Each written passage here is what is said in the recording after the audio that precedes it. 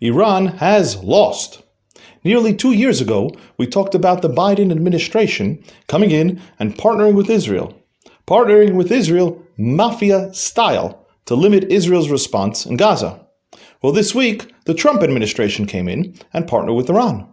Mafia style to serve as a mediator for a ceasefire with Israel. Iran then agreed to a ceasefire through this mediator. The same mediator who openly and publicly just blew up their nuclear facilities. The same mediator who just bombed them with some of the heaviest non-nuclear bombs in existence. The same mediator who may have just ended Iran's golden ticket to survival. And why a golden ticket? The Ukraine transferred its Soviet nuclear weapons to Russia in 1994, replacing those weapons with a promise of Western protection. The Ukraine was eventually invaded by Russia.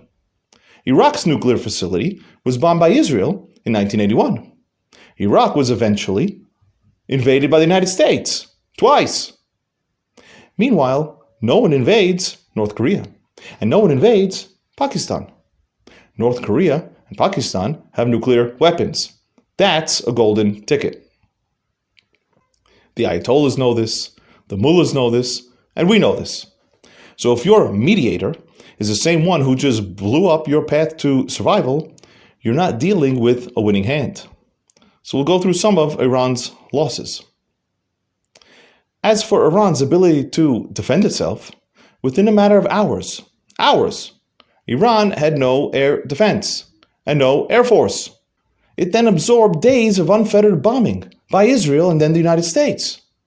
Iran's Chinese and Russian and domestically made defense equipment proved itself completely ineffective against Israeli attack. And Iran knows full well that if it was ineffective today, it will be ineffective tomorrow. As for domestic counterintelligence, Israel reportedly operated a drone base in Iran, near Tehran. A drone facility that destroyed Iran's own air defenses and rocket launchers from within. Meaning, the regime was unable, and in the future will be unable, to monitor its own territory from enemy infiltration. Israel also assassinated numerous Iranian scientists and military leaders, both where they lived and where they worked. And when they fled, Israel still found them. And all this in a time of war. All this after Israel had already killed Ismail Haniyeh in Tehran and an IRGC chief in Damascus. So even being on alert, Iran was and in the future will be helpless against Israeli penetrations, whether human or SIGINT or other. And we're talking about Iran, a battle-tested regime with very formidable military and intelligence capabilities. A regime constantly threatened by domestic opposition groups. A regime with a history of foreign intelligence operations, from AMIA in Argentina to assassinations in Turkey and Europe.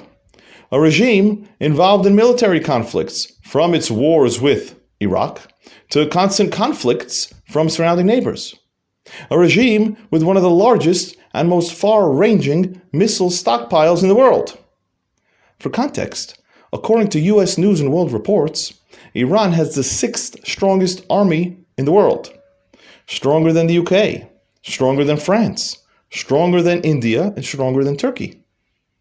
According to Wikipedia, the CIA, prior to its 2015 restructure, maintained only 7 area divisions, one of which was Iranian operations.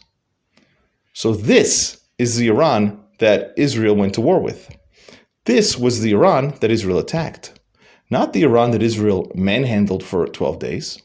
And for that reason, the bravery and willingness of Israel's political and military leaders to use Israel's strength finally and withstand Western pressure and criticism may arguably be one of the greatest losses for Iran and Israel's enemies from this war. The fact that Israel was finally able to use its own strength. And that's why Israelis should be amazed, not only at the accomplishments of the military, of the Air Force, of the intelligence agencies, but also the courage of our military and political leaders, starting with the Prime Minister. So Israelis, don't be fooled by Iran's victory parade. Iran has lost and lost badly. And with all these accomplishments, the next obvious question is, why stop? Why not regime change? And for this, we have to tackle some more fallacies. Firstly, Iran is not Gaza. It's not Hezbollah. It's the second largest country in the Middle East, and it lies thousands of kilometers away from Israel. Its eastern border is nearly 4,000 kilometers away. So the idea that Israel can successfully police Iran's current missile stockpile, including launchers that are as small as trucks, is impractical. And Iran borders Afghanistan and Pakistan. It has routes via friendly countries to China and Russia.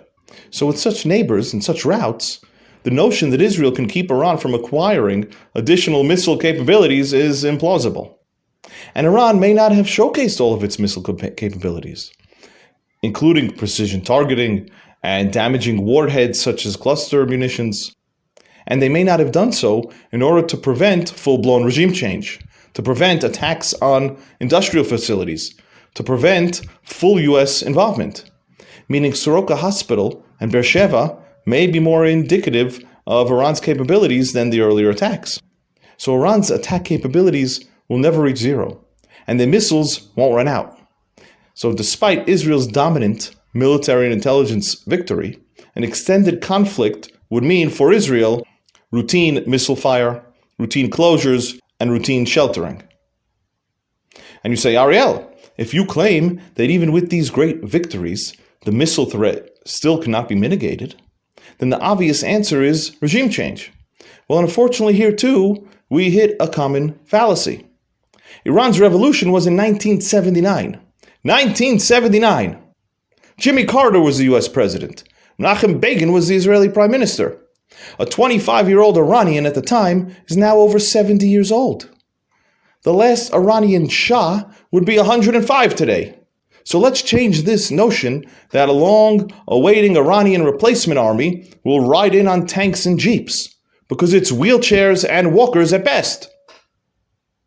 And this crown prince waiting to sweep the people of Iran off their feet, he left Iran before he was of drinking age. In fact, he was sworn in Egypt. So unless you're expecting the wisdom of a 12-year-old Melech Shlomo, King Solomon, you're in for a real disappointment. And let's not forget that Iran had a significant enough religious population to rebel against the secular Western lifestyle. And we are now multiple generations into an Islamic regime. So while we may hear an echo chamber of Iranian revolutionaries on social media, the reality is that this regime has survived nearly half a century through wars, through the Arab Spring, through embargoes, through sanctions, crashed currencies, natural disasters. So despite popular myths, we actually have a long-entrenched regime that has proven itself to be resilient. And an obvious and smooth transition to this mythical alternative government simply does not exist anymore, if it ever even did. So with this in mind, what are we left with? Well, we're still left with a regime that has lost confidence in its military and intelligence capabilities, may have lost its golden ticket to survival, and clings to a diminished and vulnerable missile arsenal. But it still remains a country capable of causing major world upheaval to world trade, to world oil markets. And this risk is merely a regime change away from falling into the hands of even more radical Islamic extremists, including influences from neighboring Pakistan and Afghanistan. And the US, scarred from decades-long involvements in Afghanistan and Iraq, including the US president and including the American firsters, are not interested in any of this. Nation building in the Islamic world has trapped the British, the Soviets, and the Americans over the past 200 years. So if we're talking about what we want, sure, I also want to dust off those 1970s peace agreements between the US and Iran and Israel. But we're talking about reality. And those days and those people are long gone. So Israelis, if you're wondering, Are we Israelis pro or against regime change in Iran? Are we interested in liberating Iranians? Are we interested in liberating Gazans? Are we interested in liberating Lebanon? The answer is no, no, and no. Israel is interested in eliminating threats, current threats and future threats. And if it's no longer a threat, it's no longer our fight.